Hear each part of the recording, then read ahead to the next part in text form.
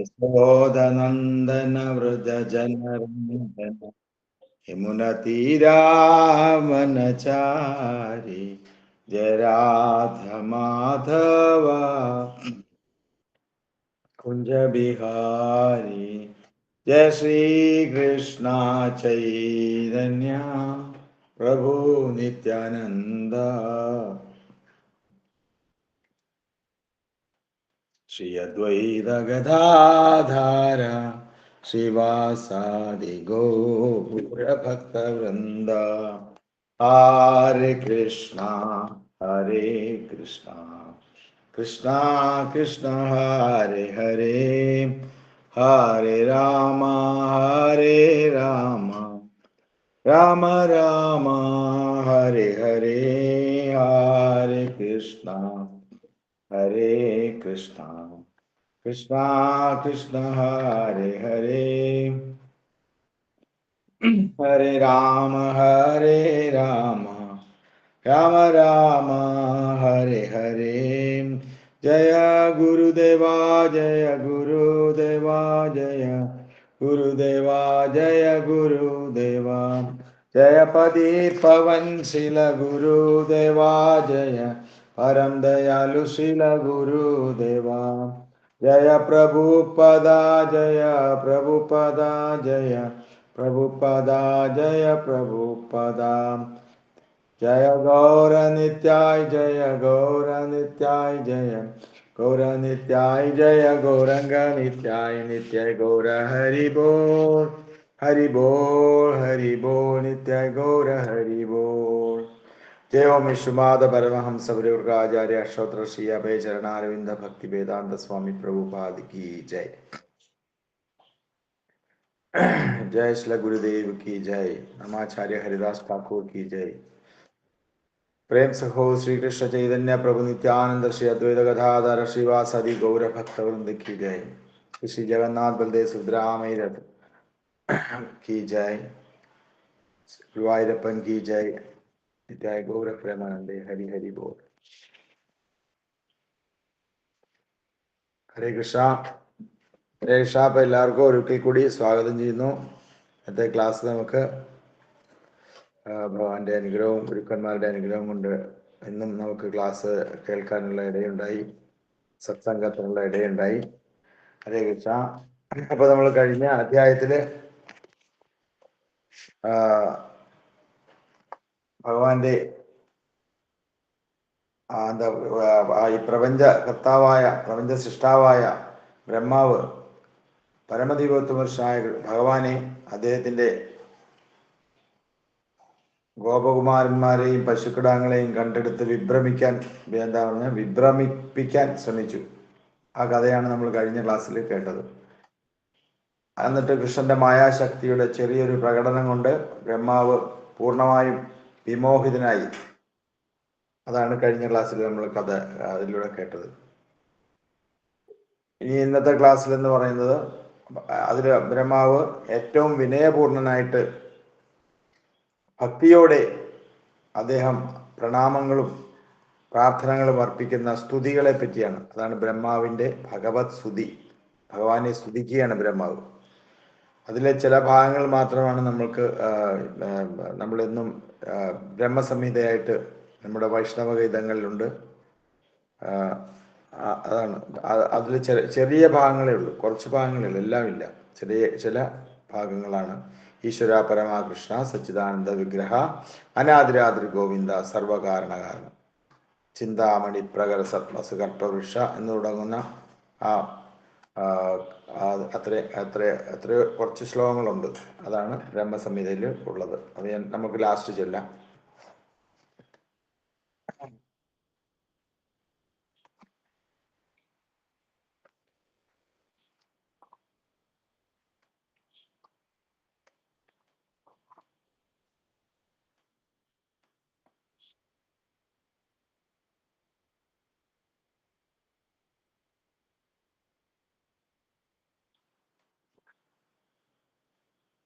അതായത് ബ്രഹ്മാവിന്റെ ഭഗവത് സ്തുതി എന്ന കാര്യങ്ങളിലേക്ക്, അതായത് ഭഗവാന്റെ നന്ദൻ എന്നറിയപ്പെടുന്ന ആ ശ്രീകൃഷ്ണ ഭഗവാന് ബ്രഹ്മാവ് അർപ്പിച്ച സ്തുതികളാണെന്നാണ് പറഞ്ഞത്.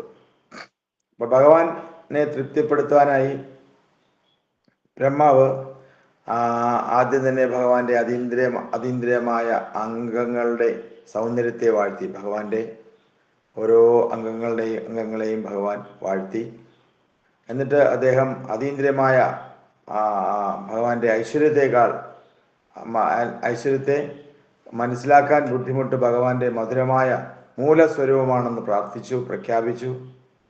വൈദിക പ്രമാണികരിൽ നിന്ന് ലഭിച്ച അതീന്ദ്രിയ ശ്രുതികളുടെ ശ്രവണവും കീർത്തനവുമായ ഭക്തിയുത സേവനത്താൽ മാത്രമേ ഒരുവന് ഭഗവാനെ സാക്ഷാത്കരിക്കാൻ കഴിയുകയുള്ളൂ എന്ന് തെളിയിച്ചു.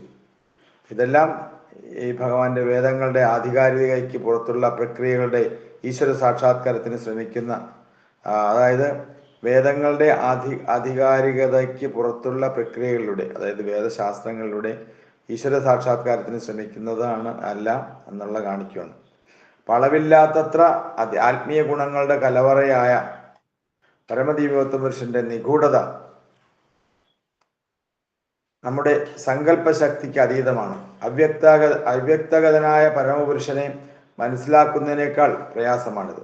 ഭഗവാന്റെ കരുണ കൊണ്ട് മാത്രമേ അദ്ദേഹത്തിന്റെ മഹത്വങ്ങൾ നമുക്ക് അറിയാൻ കഴിയുള്ളൂ എന്നാണ് പറയുന്നത്. ഇതൊടുവിൽ തിരിച്ചറിഞ്ഞ ബ്രഹ്മാവ് തന്റെ പ്രവൃത്തികളെ വീണ്ടും വീണ്ടും പഴിക്കുകയും പ്രപഞ്ചത്തിന്റെ പരമമായ ആശ്രയമായ ശ്രീകൃഷ്ണ ഭഗവാൻ തൻ്റെ പിതാവായ ആദിനാരായണൻ തന്നെയാണെന്ന് അംഗീകരിക്കുകയും ചെയ്തു. ഇപ്രകാരം ബ്രഹ്മാവ് ഭഗവാനോട് മാപ്പപേക്ഷിച്ചു. ഭഗവാന്റെ സങ്കല്പിതമായ ഐശ്വര്യങ്ങളെ ബ്രഹ്മാവ് വാഴ്ത്തുകയും എങ്ങനെയാണ് ഭഗവാൻ വിഷ്ണുവിൽ നിന്ന് ശിവനും ബ്രഹ്മാവും വ്യത്യസ്തമാകുന്നതെന്നും വിവരിക്കുകയും ചെയ്തു. പരമപുരുഷൻ വിവിധ ദേവഗണങ്ങളിലും മൃഗങ്ങളിലും മറ്റും അവതരിക്കാനുള്ള കാരണം പരമദിവ്യോത്തമ പുരുഷന്റെ ലീലകളുടെ സനാതന സ്വഭാവം, ഭൗതിക ലോകത്തിന്റെ അനിത്യത തുടങ്ങിയവയും ബ്രഹ്മാവ് വർണ്ണിച്ചു. പരമപുരുഷനായ ഭഗവാനെ സത്യമായി അറിയുന്ന ജീവാത്മാക്കളിന് ബന്ധനത്തിൽ നിന്ന് മുക്തി നേടുവാൻ കഴിയും. യഥാർത്ഥത്തിൽ ബന്ധവും മുക്തിയുമൊക്കെ മിഥ്യയാണ്. ബദ്ധമായ ജീവാത്മാവിന്റെ കാഴ്ചപ്പാടിൽ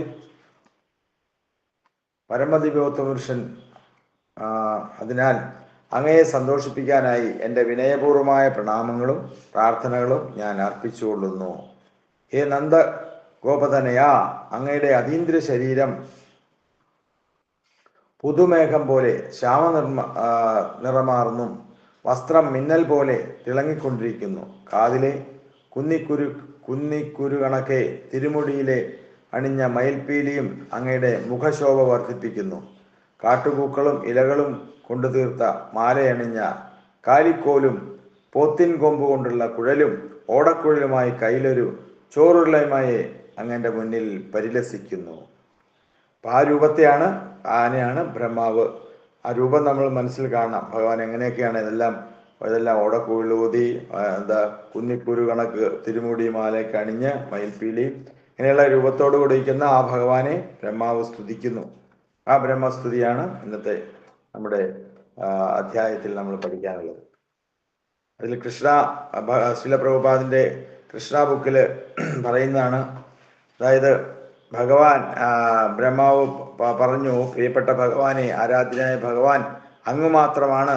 അതിനാൽ അവിടുത്തെ സന്തോഷത്തിനായി ഞാൻ അങ്ങയെ നമിക്കുന്നു, പ്രാർത്ഥിക്കുന്നു. അങ്ങ് നീലമേഘശ്യാമനാണ്.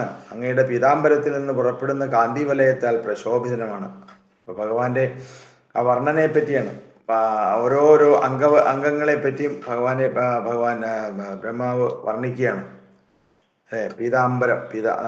പീതാംബരം കരവിരാജിത ചക്രശങ്ക കൗമോദകീ സരസിജം കരുണാസമുദ്രം, ഭഗവാന്റെ ആ കരുണാസമുദ്രം.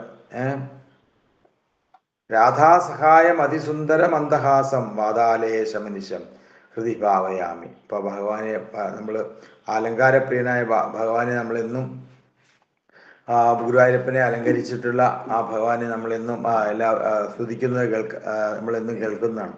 അതുപോലെ പീതാംബരം ചുറ്റിയ നെറുകയിൽ മയിൽപ്പീലിയും കയ്യിൽ ശംഖും കാതിൽ കുണ്ടലങ്ങളുമായി എൻ്റെ മുന്നിൽ നിൽക്കുന്ന അനന്തപുത്രനെ അനന്തകോടി പ്രണാമം എന്ന് പറഞ്ഞുകൊണ്ടാണ് തുടങ്ങുന്നത്. ആ മുഖം എത്ര സുന്ദരം അല്ലേ! ഭഗവാന്റെ പുഞ്ചിരി, ശോകമോഹ ഭയങ്ങളെല്ലാം മാറാനില്ല. ഹാസം ഹരേര വനിതാകിലല്ലോ, ലോകത്തിലുള്ള എല്ലാ കാര്യങ്ങൾക്കും മംഗളം തരുന്നതായിട്ടും ഭഗവാൻ പുഞ്ചിരി തൂകി നിൽക്കുകയാണ്. എല്ലാവരുടെയും ശോകമോഹ ഭയങ്ങളെല്ലാം മാറ്റാൻ വേണ്ടിയിട്ട്. അതാണ് ഭഗവാനെ പ്രാർത്ഥിച്ച് ഭഗവാന്റെ നാമം ജപിച്ച് നിത്യവും ഭക്തിയുത സേവനത്തിൽ ഏർപ്പെടുകയാണെങ്കിൽ നമ്മുടെ ഉള്ളിലുള്ള ശോകമോഹ ഭയങ്ങളെല്ലാം മാറി ആ ഒരു കലിയുഗത്തിലെ ആ സനാതന ധർമ്മത്തെ, അല്ലെങ്കിൽ നമ്മുടെ ധർമ്മത്തെ, കലിയുഗ ധർമ്മത്തെ നമ്മൾ അനുഷ്ഠിക്കണം.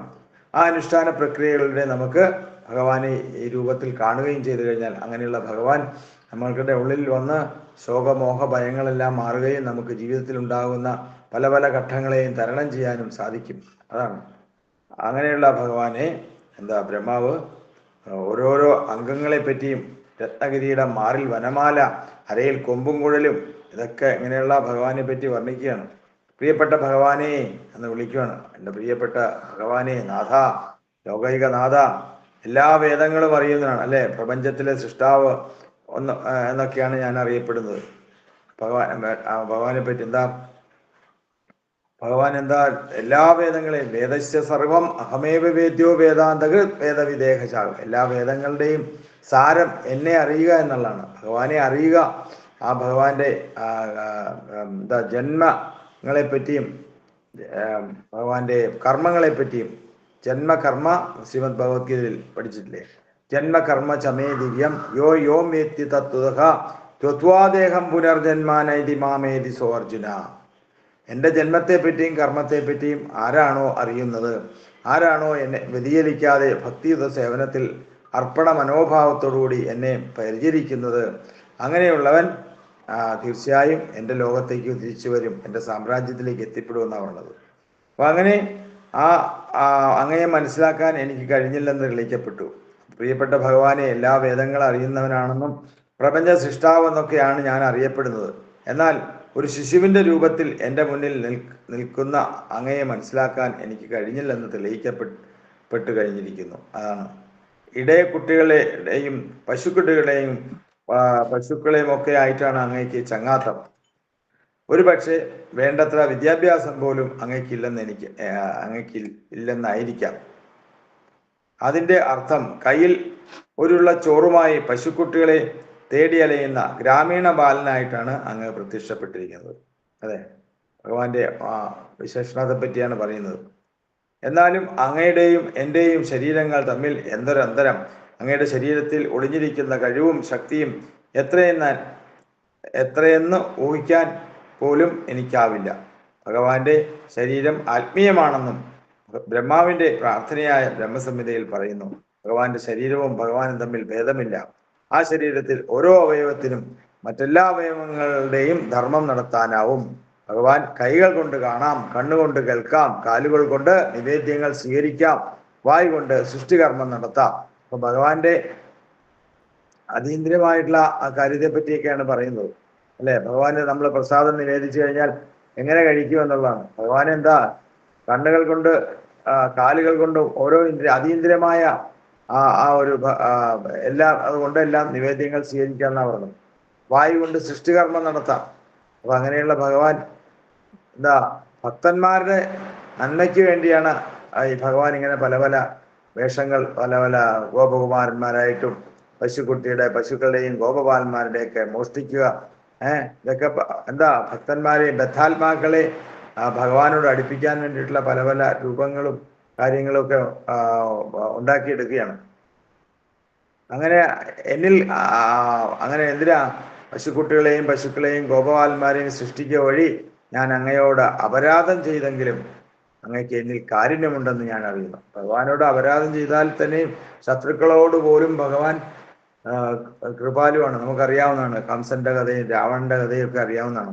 അപ്പൊ അങ്ങനെയുള്ള ശത്രുക്കളെ പോലും ഭഗവാന്റെ കരുണയുണ്ടാവും. എല്ലാവരെയും ഭഗവാൻ പറയുന്നുണ്ട്, സമോഹം സർവഭൂതേഷു നമോദ്ദേശോ സ്തിന പ്രിയ. എനിക്ക് ആരോടും വൈരാഗ്യമോ വിദ്വേഷമോ ഇല്ല. പക്ഷേ പറയുന്നുണ്ട്, ഏ ഭജന്തിയതു മാം ഭക്തിയാ, എന്നെ ആര് ഭജിക്കുന്നു, എൻ്റെ നാമാര് ജപിക്കുന്നു, എൻ്റെ വ്രതങ്ങളൊക്കെ ആരെടുക്കുന്നു, നിത്യം എന്നെ സേവിക്കുന്നത് ആരാണോ, എൻ്റെ നാമം ആര് ജപിക്കുന്നു അവരോട് എനിക്ക് അല്പം കൂറുണ്ടാവും, അല്പം ഭക്തി. അതിനാണ് എല്ലാവരും ഭഗവാന്റെ ആശ്രയത്തിൽ ജീവിക്കണം എന്നാണ് പറയുന്നത്. ആ ഭഗവത് നാമം ജപിച്ചും ഭഗവാൻ സേവനം ചെയ്തും ഇതെല്ലാം ഭഗവാന്റേതാണ്, സർവം കൃഷ്ണാർപ്പണം എന്ന ബോധത്തോടെ. പിന്നെന്താ, എന്നോട് ഇത്രയൊക്കെ വാത്സല്യം ഉണ്ടായിട്ടും അങ്ങയുടെ ശരീരശക്തി എത്രയെന്ന് ഊഹിക്കാൻ എനിക്ക് കഴിവില്ലാതെ പോയി. ബ്രഹ്മാവ് സ്തുതിക്കുകയാണ്, പറയുകയാണ്. ആധ്യാത്മിക ശക്തി അളക്കാൻ കഴിയാത്ത എനിക്ക് അങ്ങയുടെ അതീന്ദ്രിയ ലീലകൾ മനസ്സിലാക്കാൻ എങ്ങനെ കഴിയും? ഭഗവാന്റെ ആ ആത്മീയ ശക്തിക്ക് നമുക്ക് ആർക്കും, അല്ലെങ്കിൽ ബ്രഹ്മാവിനൊന്നും മനസ്സിലാകുന്നില്ല. അപ്പൊ അങ്ങനെയുള്ള അതീന്ദ്രിയ ലീലകളെ പറ്റി എങ്ങനെ മനസ്സിലാക്കാൻ പറ്റുമെന്നാണ് ബ്രഹ്മാവ് ചോദിക്കുന്നത്. ഭഗവത്ഗീതയിൽ പറയുന്ന പോലെ അങ്ങയുടെ ആവിർഭാവവും തിരോഭാവങ്ങളോ അതീന്ദ്രിയ ലീലകളോ അറിയുന്നവൻ ഭൗതിക ശരീരം ഉപേക്ഷിക്കുന്ന മാത്രയിൽ ഭഗവത് നാമത്തിൽ പ്രവേശനം ലഭിക്കാൻ അർഹരാകുന്നു. അതീന്ദ്രിയ ലീലകളും ഭഗവാന്റെ അതാണ് ഞാൻ നേരത്തെ പറഞ്ഞത്. ഭഗവാന്റെ ജന്മത്തെ പറ്റിയും കർമ്മത്തെ പറ്റിയും നമ്മൾ അറിഞ്ഞിരിക്കണം. എന്താണ് ഭഗവാൻ, ആരാണ് ആത്മാവ്, പരമാത്മാവ്, എന്തിനാണ് നമ്മൾ ഇത് ഭക്തിയുത സേവനം ചെയ്യുന്നത്, എന്താണ് കലിയുഗത്തിന്റെ ധർമ്മം, ആരാണ് കൃഷ്ണൻ, എന്താണ് കൃഷ്ണന്റെ ലീലകള്, ഭഗവാന്റെ ജന്മത്തെ പറ്റിയും കർമ്മത്തെ പറ്റിയും, എന്തിനാണ് ഭഗവാൻ അവതരിച്ച് ഇങ്ങനെ ഓരോ ലീലകൾ ആടുന്നത്, എന്തിനാണെന്നൊക്കെ നമ്മൾ അറിഞ്ഞിരിക്കണം. എന്തിനാ ബദ്ധാത്മാക്കളെയൊക്കെ സംസാര സാഗരത്തിൽ നിന്ന് ഭഗവത് ധാമത്തിലേക്ക്, സ്വധാമത്തിലേക്ക്, ഭഗവാൻ സ്വധാമത്തിലേക്ക് തിരിച്ചു പോയപ്പോൾ ഇതെല്ലാം നമുക്ക് തന്നിട്ടാ പോയി. എന്തിനാ? എൻ്റെ ധാമത്തിലേക്ക് നിങ്ങളെല്ലാം തിരിച്ചു വരണം. നിങ്ങൾ ബദ്ധാത്മാക്കളെ ഈ പതിതാത്മാക്കളായിട്ട് എങ്ങനെ നമ്മളിവിടെ ജന്മം കൊണ്ടു, നമ്മുടെ ആഗ്രഹങ്ങൾ സഫലീകരിക്കാൻ വേണ്ടി, ഭൗതികമായ ആഗ്രഹങ്ങൾ സഫലീകരിക്കാൻ വേണ്ടി ഈ കലിയുഗത്തിൽ വന്ന് നമ്മൾ ജന്മം കൊള്ളുകയാണ്. അല്ലെങ്കിൽ നമ്മളെ ഭഗവാൻ ഇങ്ങോട്ട് വിടുകയാണ്. നമ്മളെല്ലാം സ്വധാമത്തിലായിരുന്നു. മനുഷ്യജന്മം കൊള്ളാനും അങ്ങനെ ഞങ്ങളുടെ ഭൗതിക കാര്യങ്ങളും എല്ലാവിധമായുള്ള കാര്യങ്ങളും നടത്തി തിരിച്ച് എൻ്റെ ധാമത്തിലേക്ക് തിരിച്ചു വരണമെന്നും ഭഗവാൻ പറഞ്ഞിട്ടുണ്ട്. പക്ഷേ ഇവിടെ വന്നപ്പോൾ നമ്മൾ ത്രിഗുണങ്ങളുടെ അടിസ്ഥാനത്തിൽ ഓരോ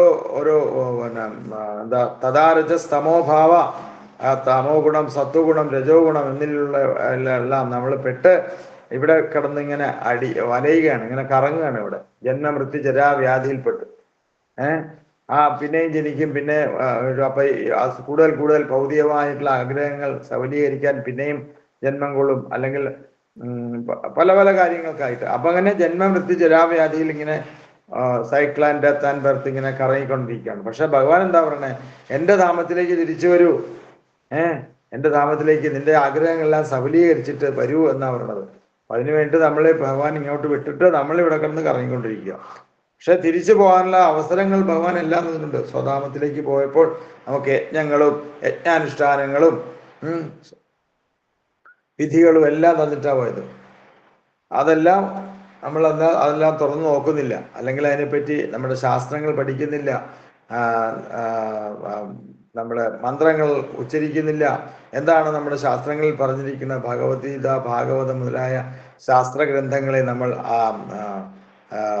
അതിയായവണ്ണം നമ്മൾ പഠിക്കുകയും അതിനെപ്പറ്റി നമ്മൾ ഭഗവാന്റെ ജന്മത്തെപ്പറ്റിയും കർമ്മത്തെപ്പറ്റിയും ഒക്കെ നമ്മൾ അറിയുകയും ചെയ്യണം എന്നാണ്.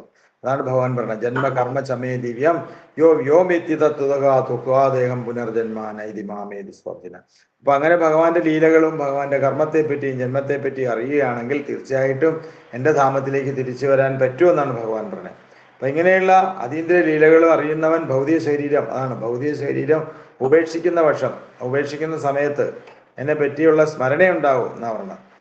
എൻ്റെ കാര്യങ്ങളെപ്പറ്റി ഭഗവത് ധാമത്തിൽ പ്രവേശനം ലഭിക്കാൻ അർഹനാകുന്നു. അപ്പം നമ്മൾ ഏതൊരു കാര്യത്തിൽ നമ്മൾ അർഹിക്കപ്പെടുന്നവനായിരിക്കണം. അതിനുവേണ്ടി നമ്മൾ എന്താ ചെയ്യണ്ടേ?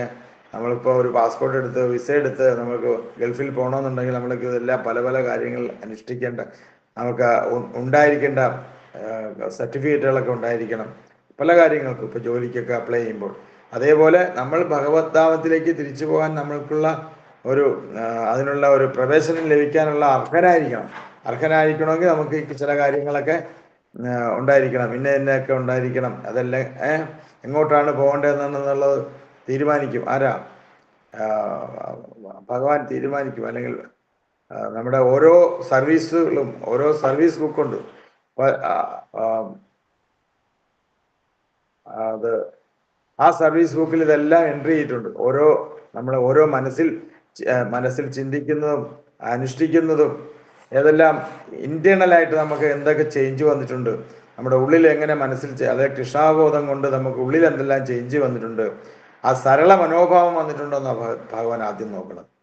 ഭഗവാനോട് മറ്റുള്ളവരോടുള്ള ആ മൈത്രം കരുണേവചം, ആ സരള മനോഭാവത്തോടെയാണോ നമ്മുടെ ഭക്തി അനുഷ്ഠിക്കുന്നത് എന്നെല്ലാ കാര്യങ്ങളൊക്കെ ഉണ്ടോ എന്നൊക്കെ സർട്ടിഫിക്കറ്റ് നോക്കും. ഇല്ലെങ്കിൽ നമ്മളെ പല പല ജന്മങ്ങളിലേക്ക് പിന്നെയും ജന്മം എടുക്കേണ്ടി വരും, പല പല നരകങ്ങളിലേക്കും പോകേണ്ടി വരും. അപ്പം അതിനുപരിയായിട്ട് ഇങ്ങനെയുള്ള കാര്യങ്ങളൊക്കെ അനുഷ്ഠിക്കണം എന്നാണ് പറയുന്നത്. അപ്പം ഇങ്ങനെയുള്ള ജനന മരണങ്ങളുടെ പുനരാവൃത്തി അവസാനിപ്പിക്കാനുള്ള ഒരേ ഒരു മാർഗം എന്ന് പറയുന്നത് എന്താ? കേവലം ഊഹാധിഷ്ഠിതമായ അറിവിന്റെ അടിസ്ഥാനത്തിൽ അങ്ങയെ മനസ്സിലാക്കാൻ പുറപ്പെടും. നമ്മൾ ചെറിയ ചെറിയ കാര്യങ്ങളിലൂടെ അല്ല, ഗുരുവിനെ കണ്ടുപിടിച്ച് അല്ലെങ്കിൽ ഗുരു മഹത്വത്തോടെ തദ്വിധി പ്രണിപ്രാദേന പരിപ്രശ്നേന സറിയാം ഉഭയദക്ഷിജ്ഞത ജ്ഞാനതത്വത്തെ ദർശനം. അപ്പോൾ ആരാണോ ഇതിനെപ്പറ്റിയൊക്കെ അറിവുള്ള ആരാണോ അദ്ദേഹത്തിനെ ഗുരുവായി സ്വീകരിക്കുകയും അതിലൂടെ നമുക്ക് ആചാര്യന്മാർ പറഞ്ഞു തരുന്ന പോലെ, അല്ലെങ്കിൽ മഹാജനായന ഗതസ്തുബന്ധ, മഹാജന്മാരുടെ ആ പാത പിന്തുടരണമെന്നാണുള്ളത്. എന്നാൽ മാത്രമേ നമുക്ക് ഭക്തിയുത സേവനം പൂർണ്ണമായിട്ടും എത്തിപ്പെടാൻ പറ്റുള്ളൂ ഭഗവാന്റെ അടുത്തേക്ക്. ഊഹാധിഷ്ഠിത മാർഗങ്ങൾ വിനയപൂർവ്വം കൈവിടിഞ്ഞിട്ട് ഇങ്ങനെയുള്ള മറ്റുള്ള ഊഹഭോഗങ്ങളൊക്കെ നിന്ന് മാറി ശരിയായ വണ്ണം പ്രോപ്പർ ചാനലിലൂടെ എന്നാണ്, ആ ശരിയായ രീതിയിൽ അതോറിറ്റിയിലൂടെ പ്രോപ്പർ ചാനലിലൂടെ നമ്മൾ ഭഗവാനെ മനസ്സിലാക്കുകയും നല്ല മാർഗം ഭഗവത്ഗീത, ഭാഗവതം, ശാസ്ത്രങ്ങൾ പഠിക്കുകയും നാമം ജപിക്കുകയും സേവനങ്ങൾ ചെയ്യുകയാണെങ്കിൽ ഭഗവത് ധാമത്തിൽ നമുക്ക് ഈസിയായിട്ട് എത്തിച്ചേരാൻ പറ്റും, അല്ലേ? അല്ലെങ്കിൽ നമ്മൾ റെഡ് സിഗ്നലിലൂടെയൊക്കെ പോകേണ്ടി വരും. ഗ്രീൻ ചാനലിലൂടെ പോകേണ്ട വഴിക്ക് നല്ല രീതിയിൽ പോയില്ലെങ്കിൽ നമ്മൾ റെഡ് സിഗ്നലൊക്കെ പോയി കഴിഞ്ഞാൽ നമുക്ക് അപകടങ്ങൾ ഉണ്ടാവും, ഫൈൻ അടിക്കേണ്ടി വരും. അതാണ്. അങ്ങനെയല്ലാത്ത നല്ല രീതിയിലുള്ള ശാസ്ത്രങ്ങളെല്ലാം ഭഗവാൻ പറഞ്ഞിട്ടുണ്ട്. ഭഗവാന്റെ പാതാരബിന്ദങ്ങളിൽ അഭയം പ്രാപിച്ചു കഴിഞ്ഞാൽ, ഭഗവത് സ്മരണ നിലനിർത്തി കഴിഞ്ഞാൽ ഇതൊക്കെ നമുക്ക് ചെയ്യാൻ പറ്റും. അങ്ങനെ അങ്ങയെക്കുറിച്ച് കേൾക്കാൻ ഭക്തനിൽ നിന്ന് വേണോ അങ്ങയെക്കുറിച്ച് കേൾക്കാൻ? ഒരു ഭക്തനിൽ നിന്ന് വേണം മാത്രം നമ്മൾ ഇതെല്ലാം കേൾക്കാനും ചെയ്യാനുള്ളത്. ഊഹാധിഷ്ഠമായ രീതിയിലാവരുത് എന്നാണ് പറയുന്നത്. അങ്ങയെക്കുറിച്ചുള്ള ശ്രവണം ഒന്നുകൊണ്ട് തന്നെ തെറ്റിദ്ധാരണ മൂലം അജ്ഞതയെ കീഴടക്കാനാകും. ആദ്യം നമുക്ക് വേണ്ടത് എന്താ? ശ്രവണത്തെ പറ്റി ശ്രവണം. അതാണ് ശ്രവണം. നവവിധ ഭക്തി അനുഷ്ഠിക്കണം. അതിലേറ്റവും പ്രാധാന്യമുള്ളത് ശ്രവണമാണ്, ശ്രദ്ധ. ആ ശ്രദ്ധയെ പറ്റിയാണ് നമുക്ക് കൂടുതൽ എല്ലാ കാര്യത്തിലും വളരെ ശ്രവണത്തോടുകൂടി. ശ്രവണമാണ് ഏറ്റവും ഇമ്പോർട്ടൻസ് ആയിട്ടുള്ളത് ഭക്തിത്വ സേവനത്തിൽ. ആ ശ്രവണം ഒന്നുകൊണ്ട് തന്നെ തെറ്റിദ്ധാരണ മൂലമുള്ള അജ്ഞതയെ കീഴടക്കാനാവും. നമ്മളിലുള്ള അറിവില്ലായ്മ അതിനെപ്പറ്റിയൊക്കെ നമുക്ക് മാറ്റം വരാൻ പറ്റും. അങ്ങനെ മറ്റു ഒരു മാർഗത്തിലൂടെയും അങ്ങേ കീഴടക്കാനാവില്ല. ഭക്തിയുത സേവനത്തിന്റെ സ്പർശം പോലും ഇല്ലാത്ത ഊഹാധിഷ്ഠിതമായ ജ്ഞാനം ഭഗവാനെ അന്വേഷിക്കുന്ന കാര്യത്തിൽ തികച്ചും നിരുപയോഗമാണെന്നാണ്. അപ്പം അങ്ങനെയുള്ള ഭഗവാനെ അന്വേഷിക്കാൻ ശരിയായിട്ടുള്ള ഊഹാധിഷ്ഠിതമായ കാര്യങ്ങളല്ല വേണ്ടത്. ശരിയായിട്ട് ഭഗവത്ഗീത, ഭാഗവതം ഇതിലൂടെയും ശരിയായ മാർഗനിർദ്ദേശത്തിലൂടെയും ശരിയായിട്ടുള്ള പരമ്പരകളിലൂടെയും, അതാണ് നമുക്ക് ഗൗഡീയ വൈഷ്ണവ പരമ്പരയാണ്, അല്ലേ? ഭഗവാൻ അർജുനൻ, അതാണ് ഭഗവത്ഗീത യഥാരൂപം എന്ന് പറയുന്നത്. ആ യഥാരൂപം അതാണ് ആ ശരിയായിട്ടുള്ള ഭഗവത്ഗീത. ശ്രീല പ്രഭുപാദിന്റെ ഭഗവത്ഗീത എന്താ പറയുക? ഭഗവത്ഗീത പുറത്തെഴുതിയിട്ടുണ്ട് യഥാരൂപം, ആസ് ഇറ്റ് ഈസ്. ആ ഭഗവത്ഗീത നമ്മൾ പഠിക്കുകയും, അതാണ് മറ്റുള്ള പല ഭഗവത്ഗീത എടുത്തു നോക്കിയാൽ അതിനകത്തൊക്കെ പല പല വിവർത്തനങ്ങളും അതിനുള്ള സ്വന്തമായിട്ട് പല കാര്യങ്ങളും ഒക്കെ അതിനകത്തുണ്ട്. അപ്പം അതിലൂടെ ഈ ശ്രീമദ് ഭഗവത്ഗീത, അപ്പം നമ്മൾ ആ ഭഗവത്ഗീത നമ്മൾക്ക് ഇന്നലെ കണ്ടില്ലേ, ഒരു എയ്റോപ്ലെയിൻ ഫ്ലൈറ്റ് ആക്സിഡന്റിൽ എല്ലാം കത്തി നശിച്ചു. എന്നാൽ ആ ഭഗവത്ഗീത മാത്രം നശിച്ചില്ല. അത് ശ്രീല പ്രഭുപാദൻ എഴുതിയ ഭഗവത്ഗീതയായിരുന്നു. ആ ശ്രീല പ്രഭുപാദിന്റെ ഭഗവത്ഗീത അതിനകത്ത് ഒരു പേജ് പോലും കത്താതെ അല്ലെങ്കിൽ ഫയറിന് ഇടപെടാതെ അത് കിടക്കുന്നു. അതാണ് ഭഗവാന്റെ ശക്തി എന്ന് പറയുന്നത്. ഇതെല്ലാം നമ്മൾ വിശ്വസിച്ചേ പറ്റുള്ളൂ. കാരണം ഭഗവാൻ ഒന്നും അറിയാതെ ഒരു പുൽക്കൊടി പോലെ അനങ്ങില്ലെന്ന് പറഞ്ഞിട്ടില്ലേ. അപ്പം അങ്ങനെയുള്ള ആ ഭക്തിമാർഗത്തിലേക്ക് നമ്മൾ അത്യല്പമായ ഉദ്യമം നമ്മളെ അത്യുന്നതമായ പരിപൂർണതയുടെ വിധാനത്തിലേക്ക് ഉയർത്താൻ പറ്റും.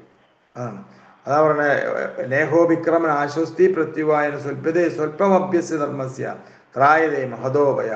മഹാഭയങ്ങളിൽ നിന്നും നമുക്ക് രക്ഷ കിട്ടും. എന്താ? യഥാക്രമം നമ്മൾ അനുഷ്ഠിക്കുകയും ഭഗവത് ഭക്തി സേവനം ചെയ്തു കഴിഞ്ഞാൽ ആ മാർഗത്തിലൂടെ അവിടുത്തെ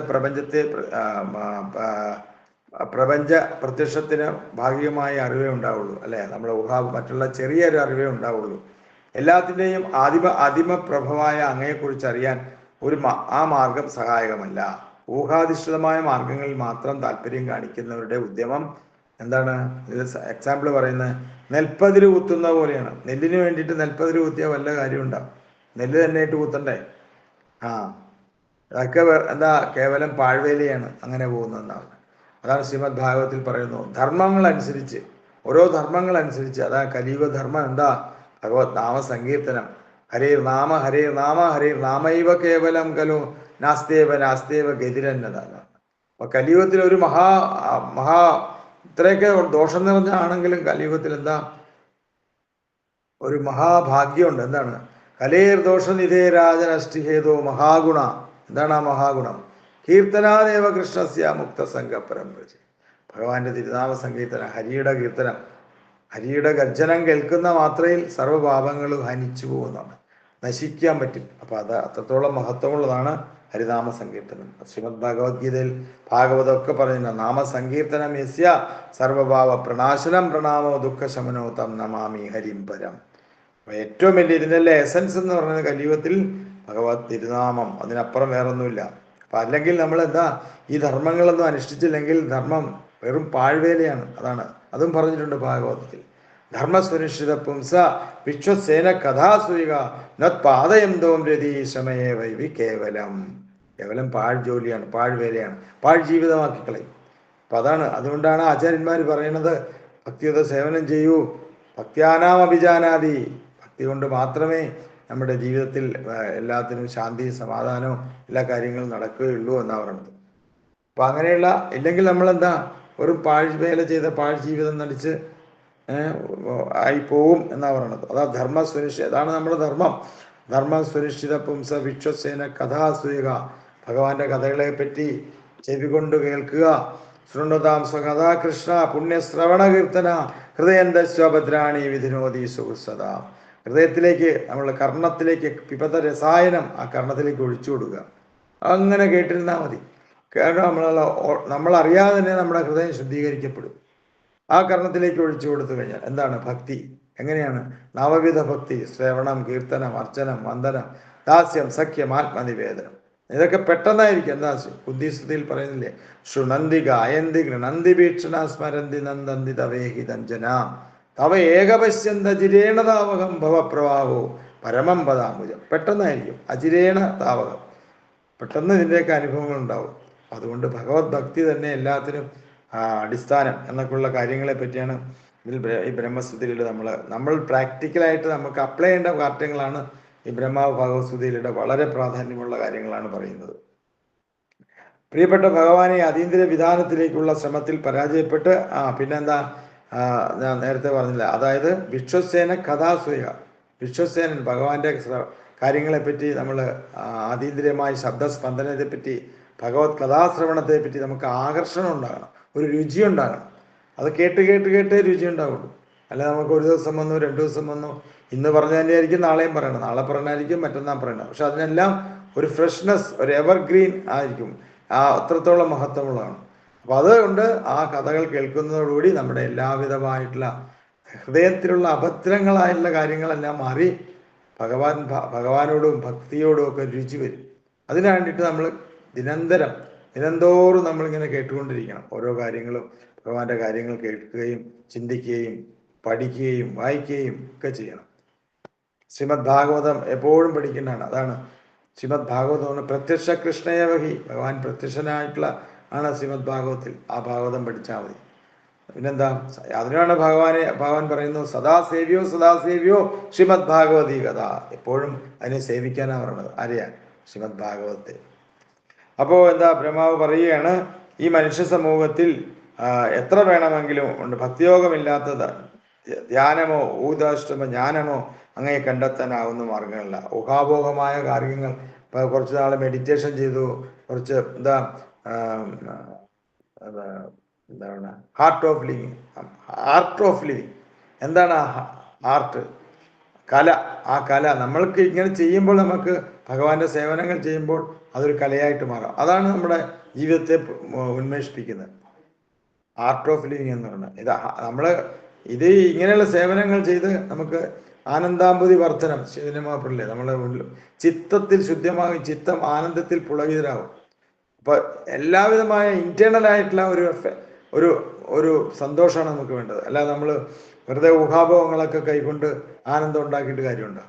ശാശ്വതമായ ആനന്ദം നമുക്ക് കിട്ടണമെന്നുണ്ടെങ്കിൽ നമുക്ക് ഭഗവാന്റെ തിരുനാമം ജപിച്ച് ആ ഭക്തിയുത സേവനത്തിൽ ഏർപ്പെട്ട് കഴിഞ്ഞാൽ ചേതോദർപ്പണ മാർജനം ഭവമഹാദാവാഗ്നി നിർവാപനം ശ്രേയാ കൈരവ ചന്ദ്രിക വിതരണം വിദ്യാവതോർഗുലം ജീവനം.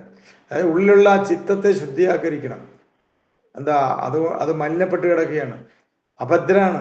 ആ അഭദ്രമല്ലാത്ത ഭദ്രമാക്കി മാറ്റണം. അതിനുള്ള പ്രവർത്തനം കണ്ണാടി പോലെ, കണ്ണാടിയിൽ എങ്ങനെയാണോ അഴുക്ക് പിടിച്ചിരിക്കുന്നത് അതൊക്കെ മാറ്റി തുടയ്ക്കുന്നത് പോലെ നമ്മുടെ ഉള്ളിലുള്ള ചിത്തം ശുദ്ധിയാക്കണം. ആ ചിത്തം ശുദ്ധിയാക്കണമെങ്കിൽ നമുക്ക് ഇങ്ങനെയുള്ള കാര്യങ്ങൾ ദിനംതോറും ചെയ്തുകൊണ്ടിരിക്കണം. എപ്പോഴും തന്നെ ചെയ്തുകൊണ്ടിരിക്കണം. ഒരു നിമിഷം പോലും അതിനകത്ത് പിന്തിരിയാൻ പാടില്ല എന്നാണ് പറയുന്നത്. അപ്പോൾ മറ്റുള്ള ധ്യാനമോ ഊഹാധിഷ്ഠിത ജ്ഞാനമോ ഒന്നും നമ്മളെ ഇതെല്ലാം ശരിയായിട്ടുള്ള മാർഗത്തിലൂടെ അല്ലെങ്കിൽ ഈ ലൗകിക കാര്യങ്ങളിൽ എപ്പോഴും ഏർപ്പെടും ഭക്തിമാർഗത്തിൽ മുഴുകി വേണം. അപ്പോൾ ലൗകിക കാര്യങ്ങൾ നമുക്ക് ഭൗതികതയോടെ ഒരു വിരക്തി വേണം. അതൊക്കെ വെറുതെ സമയം വേസ്റ്റാക്കലാണ് ഈ ഭൗതിക കാര്യങ്ങൾ. നമ്മൾ അതിയായ ആകർഷണം ഉണ്ടാകുന്നത്.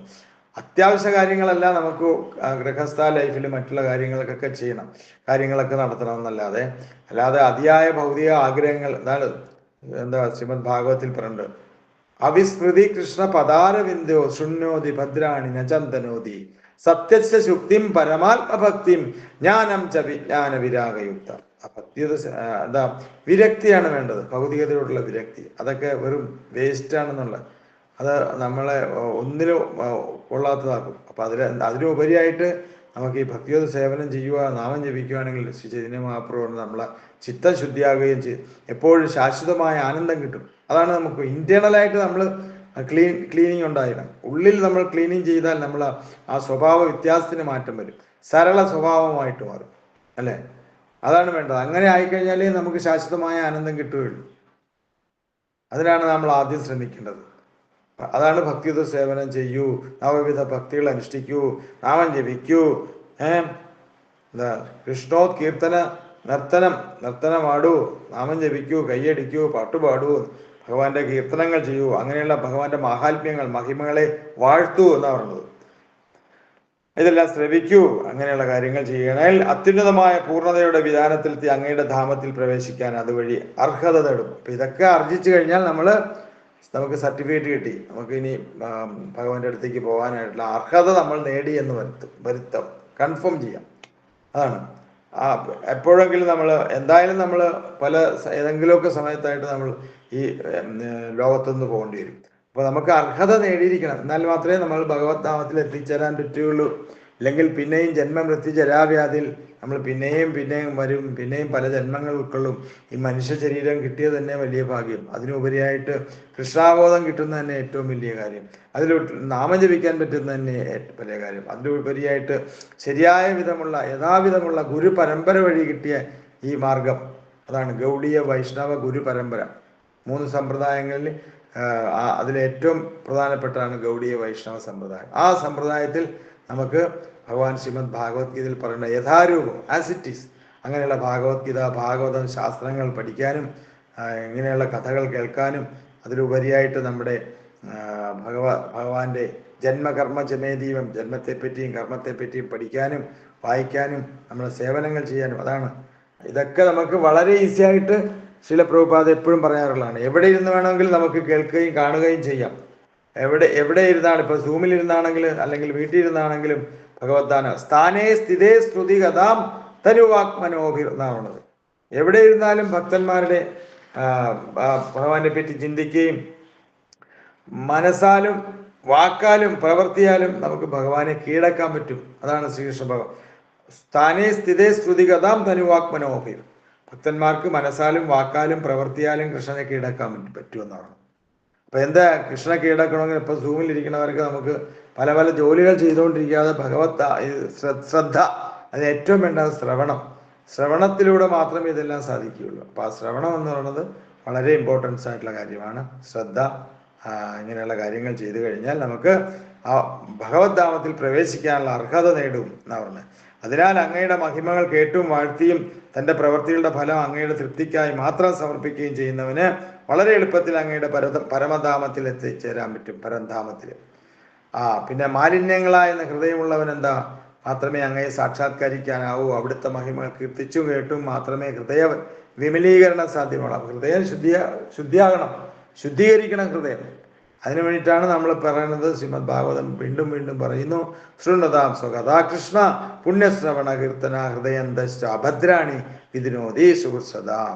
ഹൃദയത്തിലുള്ള അഭദ്രങ്ങളായുള്ള കാര്യങ്ങളെല്ലാം മാറ്റിയെടുക്കണം. അതിനുവേണ്ടി നിത്യം ഭാഗവത സേവയ, നിത്യം നാമജപം, സതതം കീർത്തയം തോമ ഭഗവാൻ പറയണത്. സതതം കീർത്തയം തോമ യദന്തശ്ച ദൃഢാവൃത സമസ്യന്ത്യച്ച മാം ഭക്തിയ നിത്യയുക്താവാസി.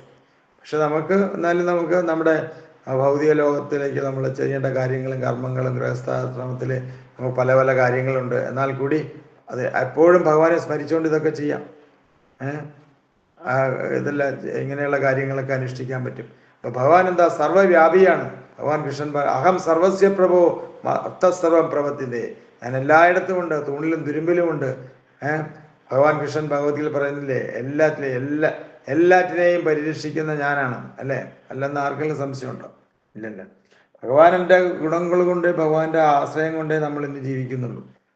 നമ്മളെ ശക്തിയോ അതൊന്നുമല്ല. അപ്പൊ ഭഗവാൻ സർവ്വവ്യാപിയാകിയാൽ അദ്ദേഹം അറിയാതെ ഒന്നും നിലനിൽക്കുകയില്ല. പരംപുരുഷനായ ഭഗവാന്റെ സർവ്വവ്യാപിതം എന്ന ഗുണം ജീവാത്മാവിന്റെ പരിമിതമായ അറിവിൽ ഒരിക്കലും ഒതുങ്ങില്ല. നമ്മുടെ അറിവിൽ ഒതുങ്ങുന്നതല്ല, നമ്മളെല്ലാം പൂർണ്ണരല്ല. ഭഗവാന് മാത്രമേ ഇതെല്ലാം അറിയാൻ പറ്റുകയുള്ളൂ.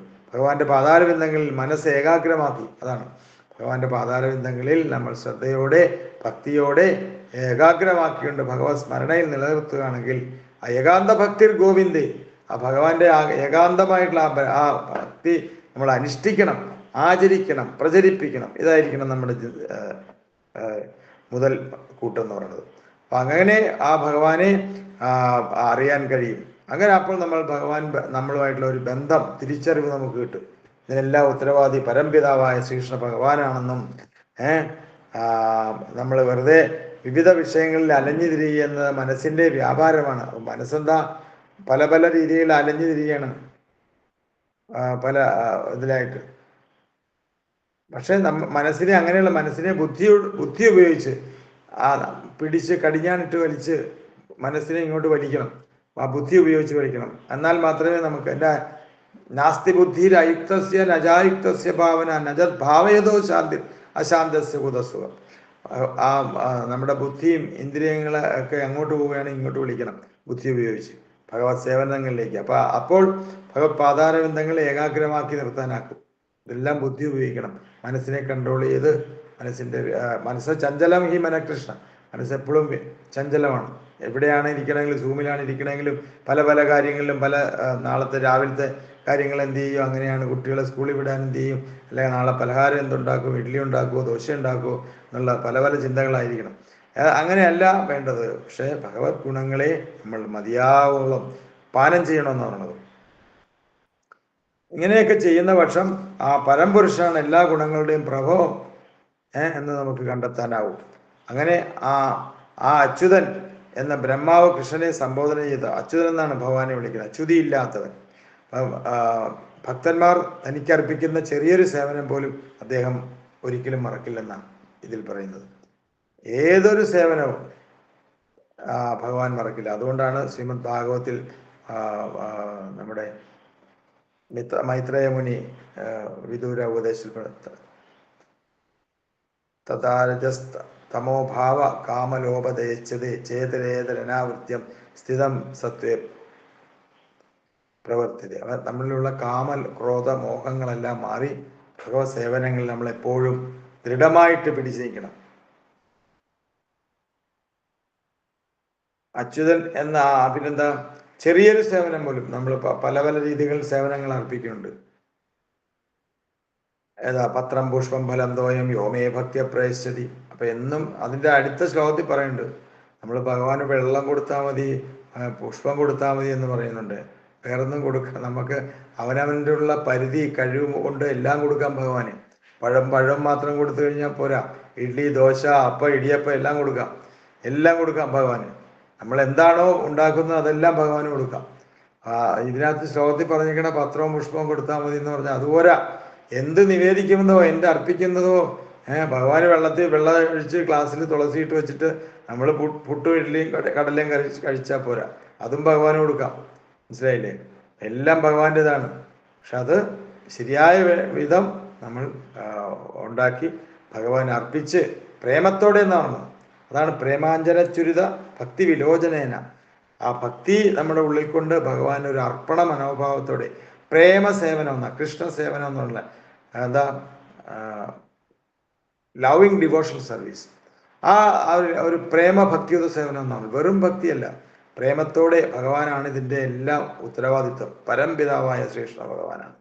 അപ്പം അങ്ങനെ എളിയ ഒരു ഭൃത്യനായിട്ട് ഭഗവാൻ പറയില്ലേ, ശ്രീമദ് ഭൃത്യസ്യ ഭൃത്യ ഭൃത്യ ഭൃത്യപരിചാരക എന്നാണ് പറയുന്നത്. അങ്ങനെയുള്ള ഭൃത്യന്മാരുടെ ഭൃത്യന്മാരെ നമ്മൾ പരിചരിക്കണം. അങ്ങനെയുള്ള സേവനത്തിലാണ് ഭഗവാൻ നമ്മളോട് ആകർഷണം തോന്നുന്നത്. ഭൃത്യസ്യ ഭൃത്യ ഭൃത്യ ഭൃത്യപരിചാരക.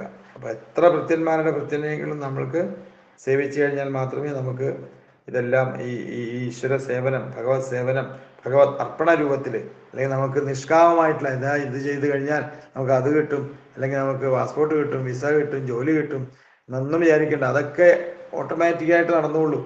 അതെല്ലാം ചെയ്യേണ്ട എന്താണോ ഭഗവാൻ കൽപ്പിച്ചു വെച്ചിരിക്കുന്നത്. ഭഗവാൻ പറയുന്നില്ലേ, അനന്യ ചിന്തയൻ തോമാം ഏ ജനാം പര്യുപാസ്തേം തേഷാം നിത്യാഭിയുക്താനാം യോഗക്ഷേമം മഹാമികൻ. നിന്റെ യോഗത്തിനായിട്ട് ഞാൻ എല്ലാം കരുതി വെച്ചിട്ടുണ്ട്, ഒന്നും പേടിക്കണ്ട. പക്ഷെ നീ എന്നിൽ ശരണാഗതി പ്രാപിക്കൂ, എൻ്റെ സേവനങ്ങൾ ചെയ്തു, എന്നെ ആരാധിക്കൂ, എൻ്റെ നാമം ജപിക്കൂ, എൻ്റെ ഭൃത്യനായിട്ട് മറ്റുള്ളവർക്ക് അദൃഷ്ട സർവഭൂതാന മൈത്രം കരുണേവച. മറ്റുള്ളവരോട് മൈത്രീഭാവത്തിൽ സ്നേഹപുരസ്സരം അവരെ നമുക്ക് തെറ്റുകുറ്റങ്ങൾ മാപ്പാക്കണമേ എന്ന് ബ്രഹ്മാവ് അപേക്ഷിക്കുകയാണ്. എൻ്റെ തെറ്റുകളൊക്കെ മാപ്പാക്കണേ എന്ന് ഭഗവാനോട് ബ്രഹ്മാവ് വരെ അപേക്ഷിക്കുകയാണ്. നമുക്കെന്താ ചെയ്താല്? അപ്പോൾ അങ്ങനെയുള്ള ഭൗതിക ലോകത്ത് ബ്രഹ്മാവ് രജോ ഗുണത്തിന്റെ അവതാരമാകയാൽ, ബ്രഹ്മാവ് എന്ന് പറഞ്ഞാൽ രജോ ഗുണത്തിന്റെ അവതാരം എന്ന് അതിനകത്ത് പറയുന്നത്. തൻ്റെ യഥാർത്ഥ നില ബ്രഹ്മദേവന് ശരിക്കും മനസ്സിലായി. ഭൗതിക ഘടകങ്ങൾ ദുരഭിമാനം, ആകാശം, വായു, അഗ്നി, ജലം, പൃഥ്വി എന്നീ ചേർന്ന് ഭൗതിക പ്രകൃതിയെ സൃഷ്ടിക്കാൻ ചുമതലയുള്ള ഈ പ്രപഞ്ച പരമ ആചാര്യനാണ് അദ്ദേഹം. ബ്രഹ്മാവിന് ഇതെല്ലാം സൃഷ്ടിക്കാം. ഇത്തരമൊരു പ്രപഞ്ചം ഭീമാകാരമായിരിക്കാം, പക്ഷേ അത് നമുക്ക് നമ്മുടെ ശരീരത്തിന്റെ നീളം 7 ചാൺ എന്ന് പറയുന്നത് പോലെ പൊതുവെ മനുഷ്യരുടെ ശരീരത്തിന്റെ നീളം അവരുടെ കൈക്ക് 7 ചാണാണ്. ഈ പ്രപഞ്ചം ഭീമാകാരമാണെന്ന് തോന്നാം, എന്നാൽ അതിന് ബ്രഹ്മാവിന്റെ കൈക്ക് 7 ചാൺ വലിപ്പമേ ഉള്ളൂ. അതാണ് ബ്രഹ്മാവിന്റെ അധികാര പരിധിക്ക് അപ്പുറത്ത് ഈ പ്രപഞ്ചത്തിന് പുറമെ എണ്ണമറ്റ പ്രപഞ്ചങ്ങൾ വേറെയുണ്ട്. ഓരോ പ്രപഞ്ചത്തിലും ഇതെല്ലാം സൃഷ്ടിക്കുന്ന ബ്രഹ്മാവ് തന്നെയാണ്. അതൊക്കെ ഇങ്ങനെയുള്ള കാര്യങ്ങളെ പറ്റിയാണ് ഇതിനകത്ത് പറയുന്നത്. സൃഷ്ടാവായ ബ്രഹ്മാവ്, സംരക്ഷകനായ വിഷ്ണുവും സംഹാരമൂർത്തിയായ ശിവനും അങ്ങയുടെ വികാസങ്ങളാണ്. ഇതെല്ലാം ശ്രീകൃഷ്ണ ഭഗവാന്റെ വികാസങ്ങളാണെന്നാണ്. അങ്ങയുടെ സങ്കല്പാതീതമായ ശക്തിയെക്കുറിച്ച് അറിവില്ലാത്തവർക്ക് മനസ്സിലാക്കാനാവില്ല. ഭഗവാന്റെ ശക്തിയെക്കുറിച്ച് നമുക്ക് മനസ്സിലാക്കാൻ, അതാണ് ഊഹാഭോഗങ്ങൾ കൊണ്ടൊന്നും മനസ്സിലാക്കാൻ പറ്റില്ല. ശരിയായ മാർഗനിർദ്ദേശത്തിലൂടെ നമ്മുടെ ശാസ്ത്രങ്ങൾ, ഭഗവത്ഗീത, ഭാഗവതം, സത്സംഗത്തിലൂടെ മാത്രമേ ഇതെല്ലാം സാധിക്കുകയുള്ളൂ. അല്ലാതെ നമ്മൾക്കിത് ഒറ്റയ്ക്ക് ഇരുന്നിട്ട് വായിച്ചിട്ടോ കേട്ടിട്ടോ ഒന്നും മനസ്സിലാവില്ല. നമ്മൾ സത്സംഗം കൊണ്ട്, അതാണ് 10 പേര് നമ്മൾ കൂടിയിരുന്ന് ഭഗവാന്റെ നാമം ജപിക്കുകയും ഭക്തിയുത സേവനത്തെപ്പറ്റി പറയുകയും ചിന്തിക്കുകയും പ്രാർത്ഥിക്കുകയും ചെയ്താൽ മാത്രമേ നമ്മുടെ ഉള്ളിൽ പ്രകാശം വരൂ. നമ്മുടെ ബുദ്ധിയിലുള്ള തേഷാം സതതയുക്താനാം ഭജതാം പ്രീതിപൂർവകം ദദാമി ബുദ്ധിയോഗം ഏനുമാവുപയാന്തിതെ. ഭക്തിയിലൂടെ നമ്മുടെ ഭക്തി വർദ്ധിക്കുകയും നമ്മുടെ ബുദ്ധിയിലൂടെ ബുദ്ധി ഉണ്ടാകുകയും ചെയ്യും. എന്താ, അജ്ഞാനങ്ങളെല്ലാം മാറിയിട്ട് ഭഗവത് ഭക്തി വർദ്ധിക്കും. അങ്ങനെ ഭഗവാനെ തീർച്ചയായിട്ടും നമുക്ക് തിരിച്ചറിയാൻ പറ്റും. അതിനു വേണ്ടിയിട്ടാണ് ഈ കാര്യങ്ങൾ, ഈ കഥകളും കാര്യങ്ങളും ഇങ്ങനെയുള്ള. അപ്പോൾ ബ്രഹ്മാവിൻ്റെ ഭഗവത് സ്തുതി എന്ന് പറഞ്ഞാൽ വളരെ ഇമ്പോർട്ടൻ്റ് ഉള്ള കാര്യമാണ്. ഒരുപാട് കാര്യങ്ങൾ ഇതിനകത്ത് അറിയാനുണ്ട്. ചില കാര്യങ്ങൾ മാത്രമേ ഞാൻ പറഞ്ഞിട്ടുള്ളൂ. ആ കൃഷ്ണ ബുക്ക് അതുപോലെ ചില പ്രഭുപാദിൻ്റെ ബുക്കുകളൊക്കെ മേടിച്ച് വായിക്കണം എല്ലാവരും. അതിൻ്റെ പേര് വളരെ ഇമ്പോർട്ടൻ്റ് ഉള്ളതാണ് കൃഷ്ണ ബുക്ക്. അപ്പോൾ അതിൻ്റെ ബ്രഹ്മാവിൻ്റെ സ്തുതി എന്ന് പറയുന്നത് 14-ാമത്തെ അധ്യായമാണ്. അത് തന്നെ ശ്രീമദ് ഭാഗവത്തിലുണ്ട്. ദശമസ്കന്ധത്തിൽ 14-ാമത്തെ അധ്യായത്തിൽ പറയുന്നു. അപ്പം അതിനകത്ത് പറയുന്ന ഒരു വളരെ ഇമ്പോർട്ടൻസ് ആയിട്ടുള്ള ശ്ലോകമാണ് ശ്രീമദ് ഭാഗവത്തിലെ. ശ്രീമദ് ഭാഗവതം ദശമസ്കന്ധം ഉണ്ടെങ്കിൽ എടുത്ത് കാണിക്കാം. അതിനകത്ത് പറയുന്നു, ശ്രീമദ് എത്രാമത്തെ ദശമസ്കന്ധത്തില് ഇതിലുള്ളത് 8-ാമത്തെ ശ്ലോകത്തിൽ പറയുന്നു,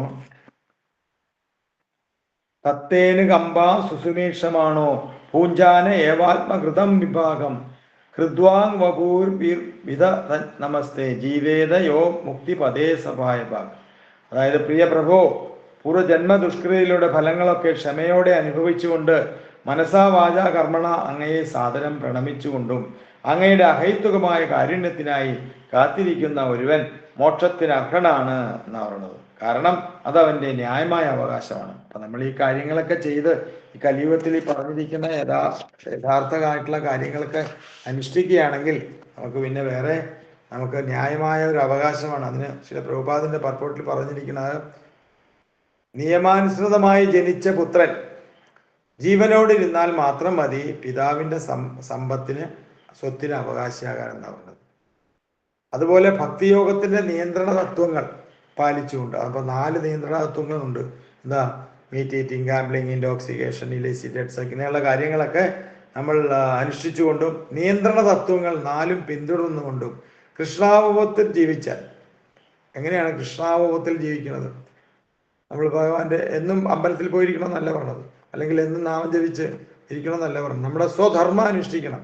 അതാണ് ഗൃഹസ്ഥ ലൈഫിലാണെങ്കിൽ നമ്മളെ ധർമ്മങ്ങൾ, നമ്മൾ കുട്ടികളെ പരിപാലിക്കണം, ഭാര്യയെ പരിപാലിക്കണം, നമ്മുടെ അച്ഛനന്മാരെ പരിപാലിക്കണം. ഇതെല്ലാം നമുക്ക് ചെയ്യേണ്ട കർമ്മങ്ങളാണ്.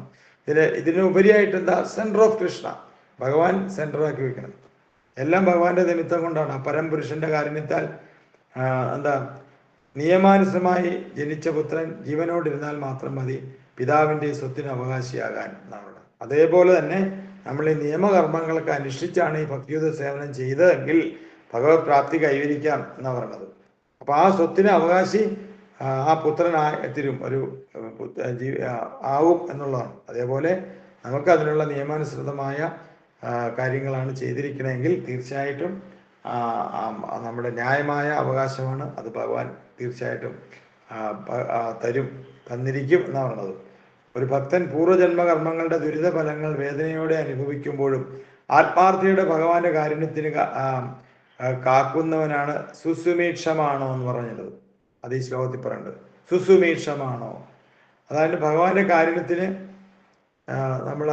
നമ്മൾ യാചിക്കണം, ഭഗവാനോട് യാചിക്കണം. അതെ, ആ ഒരു പ്രാർത്ഥനയാണ് ഭഗവാനെ കൃഷ്ണ ഗുരുവായൂരപ്പ എന്നുള്ള ആ പ്രാർത്ഥന. എങ്ങനെയാണ്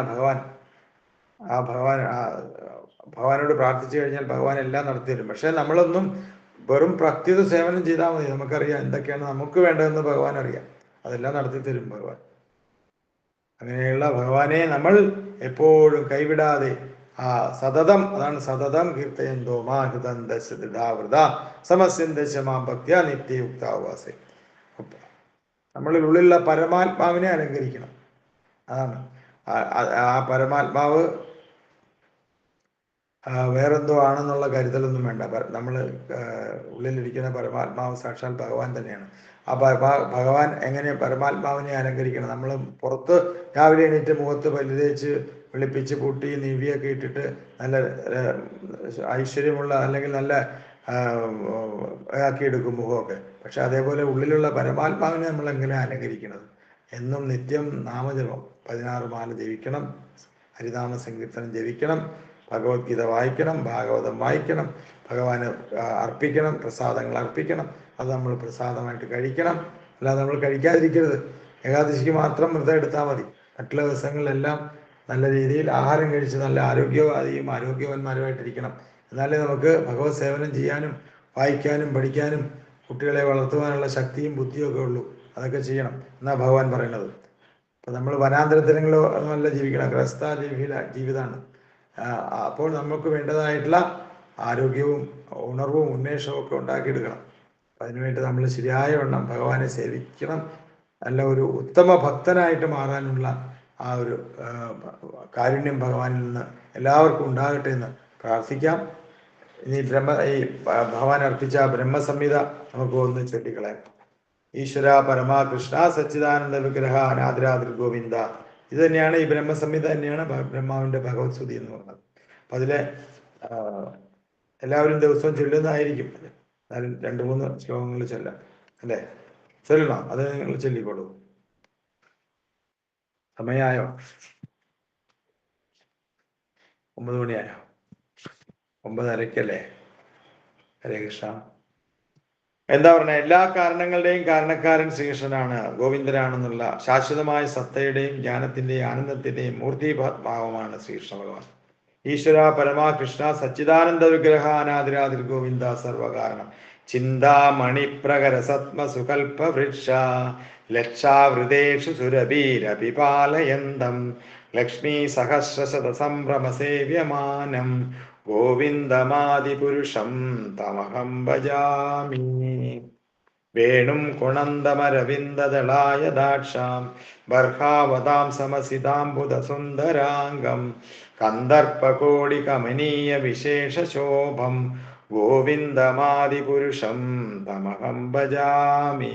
അതാണ് ഓടക്കുഴൽ വിളിച്ചുകൊണ്ടിരിക്കുന്നവനും താമരയിതളുകൾ പോലെ നീണ്ടിടപെട്ട കണ്ണുകളോട് കൂടിയവനും മുടിയിൽ മയിൽപ്പീലി ചൂടിയവനും നീലക്കാർ വർണ്ണനുമായിട്ടുള്ള ആ മേനിയോട് കൂടിയവനും 1000 കാമദേവന്മാരുടെ സവിശേഷ സൗന്ദര്യത്തോടു കൂടിയവനും ആദിപുരുഷനുമായ ഗോവിന്ദനെ ഞാൻ ഭജിക്കുന്നു. ഇങ്ങനെയുള്ള ശ്ലോകങ്ങൾ ആണ്. ഇതിനകത്ത് കുറച്ച് ഭാഗങ്ങളുണ്ട്. കൃഷ്ണ വൈഷ്ണവ ഗീതങ്ങൾ ബുക്ക് ഉണ്ടെങ്കിൽ അതിൽ നോക്കി എന്നും പ്രാർത്ഥിക്കുന്നത് വളരെ നല്ലതാണ്. എല്ലാവിധമായിട്ടുള്ള ശോകമോഹ ഭയങ്ങളെല്ലാം മാറും. ഇത് ദിവസവും പ്രാർത്ഥിക്കുന്നത് വളരെ നല്ലതാണ്. ബ്രഹ്മാവ് ഭഗവാനെ സ്തുതിച്ചതാണ്. പിന്നെന്താ? ആലോല ചന്ദ്ര കലസത് വനമാല്യ വംശി രത്നാംഗതം പ്രണയകേളി കലാവിലാസം ശ്യാമം ത്രിഭംഗലിളിതം നിയത പ്രകാശം ഗോവിന്ദമാദിപുരുഷം തമഹം ഭജാമി. ആ പ്രേമാഞ്ജനത്തിൽ എഴുതിയ കണ്ണുകൾ എപ്പോഴും ദൃശ്യനായിട്ടുള്ള ആദിപുരുഷനായ ഗോവിന്ദനെ ഞാൻ ആരാധിക്കുന്നു. ഭക്തഹൃദയത്തിനുള്ളിൽ ശാശ്വതമായ ശ്യാമസുന്ദര രൂപത്തിലാണ് അവിടുന്ന് വാഴുന്നത്. അതെ, ശ്യാമസുന്ദര രൂപം, ആ ത്രിഭംഗുര രൂപം ഭഗവാന്റെ. ത്രിഭംഗുര 3 ബെൻഡാണ്. അത് ഭഗവാൻ ഇങ്ങനെ നിൽക്കുന്ന 3 ഒടിവുകളോട് കൂടിയല്ലേ, അതാണ് ത്രിഭംഗുര രൂപം. അങ്ങനെ നിൽക്കുന്ന ആ ശ്യാമസുന്ദര രൂപത്തെയാണ് നമ്മൾ എപ്പോഴും പ്രാർത്ഥിക്കേണ്ടത്. എന്നാലേ നമ്മളിലുള്ള ബെൻഡ് നേരെയാവുള്ളൂ. നമ്മളെല്ലാം നമുക്ക് ചെറിയ ബെൻഡ്, നമ്മുടെ ശാരീരികമായിട്ടല്ല നമ്മളെ ബെൻഡ്, നമ്മുടെ ഉള്ളിൽ ചെറിച്ച് ബെൻഡൊക്കെ ഉണ്ട്. അതാണ് നിങ്ങൾക്കാർക്കും ഇല്ല, നിങ്ങളൊക്കെ പരമഭക്തന്മാരാണ്. നിങ്ങൾക്കല്ല, എൻ്റെ കാര്യമാണ് പറഞ്ഞത്. ചില ഉള്ളില് കുറച്ച് ബെൻഡൊക്കെ ഉണ്ടായിരിക്കും. അതെന്താ വെച്ചാൽ നമ്മുടെ കാമക്രോധ ലോഭ മോഹ മത മാത്സര്യങ്ങളൊക്കെയാണ് അതിന് കാരണം. അപ്പൊ ഇതൊക്കെ മാറ്റണമെന്നുണ്ടെങ്കിൽ, അതാണ് നമ്മുടെ ബെൻഡെന്ന് പറയുന്നത്. അപ്പൊ ഇതൊക്കെ മാറ്റണമെന്നുണ്ടെങ്കിൽ നമ്മൾ ആ ഭഗവാനെ നിത്യവും ഉള്ളിൽ ഇന്റേണലായിട്ട് നമ്മൾ ശുദ്ധി പ്രാപിക്കണം. ഇന്റേണലായിട്ടുള്ള ആ അനുകമ്പ, ആ സരള മനോഭാവം നമ്മളിൽ വരണം. എങ്ങനെ മാറ്റും? കാമക്രോധ ലോഭ മോഹ മത മാത്സര്യങ്ങളെല്ലാം വേണ്ടി മാറ്റിയെടുത്തിട്ട് പഞ്ചമ പുരുഷാർത്ഥമായിട്ടുള്ള ഭക്തിയുത സേവനം ചെയ്യണം. അതാണ്, അത്രയും ചെയ്താൽ മതി. അത് ചെയ്തു കഴിഞ്ഞാൽ നമ്മുടെ ഉള്ളിലുള്ള നമ്മളെ ബെൻഡുള്ള ഒരു കുബ്ജ അല്ലേ, ആ കുബ്ജയുടെ കഥ അറിയാമെന്നല്ല. കുബ്ജ ആ ബെൻഡില്ലാതാക്കിയില്ലേ ഭഗവാൻ, ശരി, അനുഗ്രഹം കൊണ്ട്. അപ്പം അതേപോലെ നമ്മുടെ ഉള്ളിലുള്ള ആ ഒരു താതാരജ സ്തമോ ഭാവ കാമലോപദയസ്യ ചേതരേതരനാവൃത്യം സ്ഥിതം സത്വേ പ്രസിദ്ധി. ഉള്ളിലുള്ള കാമക്രോധങ്ങളെല്ലാം മാറിയിട്ട് മതമാത്സര്യങ്ങളെല്ലാം മാറ്റിയെടുത്ത് ശരിയായിട്ടുള്ള ശുദ്ധ അതീന്ദ്രിയമായ ശുദ്ധഭക്തിയുത സേവനം ചെയ്യാൻ എല്ലാവർക്കും ഇടവരട്ടെ. അതിനുവേണ്ടി നമുക്ക് ഗുരുവായൂരപ്പനോട് പ്രാർത്ഥിക്കാം. എങ്ങനെയുള്ള ഗുരുവായൂരപ്പനാ? തൃക്കാൽ രണ്ടും പിണച്ച തിരുമുഖകമലം ദക്ഷിണേ ചാച്ചുവച്ചും തൃക്കൈയിൽ കാഞ്ചനോട കുഴലുമത പിടിച്ചൂതി നിൽക്കും മുകുന്ദൻ നൽകാരുണ്യേന നിത്യം മമ കൃതി കളിയാടിയിടുവാൻ കൈതൊഴുന്നേ. കൃഷ്ണ ഗുരുവായൂരപ്പ. ഹരേ ഹരേ കൃഷ്ണ. എല്ലാവർക്കും താങ്ക് യു എന്നെ ക്ഷമിച്ചതിൽ. ഹരേ കൃഷ്ണ. ഹരേ കൃഷ്ണ പ്രഭു. ഹരേ കൃഷ്ണ. ഹരേ കൃഷ്ണ പ്രഭു. ഹരേ കൃഷ്ണ. ഹരേ കൃഷ്ണ. നല്ല ക്ലാസ്.